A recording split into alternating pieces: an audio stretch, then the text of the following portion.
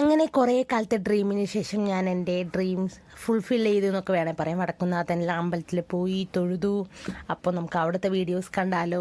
ഞാൻ ആദ്യമായിട്ടൊന്നല്ല ഇവിടെ വരുന്നത്, 2-3 തവണയായി ഇപ്പോൾ വരുന്നതെന്ന് തോന്നുന്നു. മുൻപ് ഞാൻ എൻ്റെ ഡിഗ്രി പഠിക്കുന്ന ടൈമിൽ വന്നിരുന്നു. അന്ന് എനിക്ക് ഒത്തിരി നോസ്റ്റുമായിരുന്നു. 2 തവണ ഞാൻ വന്നു പോയത്.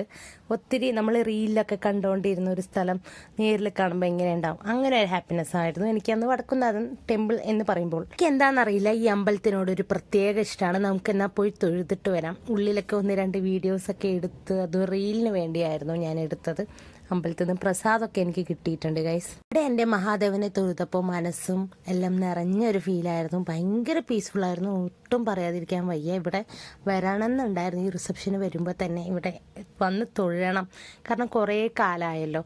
ഞാൻ മുമ്പ് വന്നപ്പോഴും ഇവിടെ വീഡിയോസൊക്കെ ചെയ്തിട്ടുണ്ട്. നിങ്ങളാരും കണ്ടിട്ടുണ്ടോ എന്ന് എനിക്കറിയില്ല. കണ്ടില്ലേ എന്തായാലും ചെക്കൗട്ട് ചെയ്യുക. കാരണം ഞാൻ ഇതുവരെ തൃശ്ശൂർ പൂരം നേരിട്ട് കണ്ടിട്ടില്ല, TV-യിലൂടെ മാത്രമാണ് കണ്ടത്. അതും ഒരു ബക്കറ്റ് ലിസ്റ്റാണ്. എന്തെങ്കിലും സാധിക്കുമെന്ന് വിശ്വസിച്ചുകൊണ്ട് നമുക്ക് അടുത്ത വീഡിയോയിലോട്ട് കാണാം. അടുത്ത വീഡിയോ ഗുരുവായൂർ അമ്പലത്തിൽ പോകുന്ന വീഡിയോ ആണ്. അത് കാണുന്നവരേക്കും bye bye from CI Vaishnavi vlogs. See you, tata guys.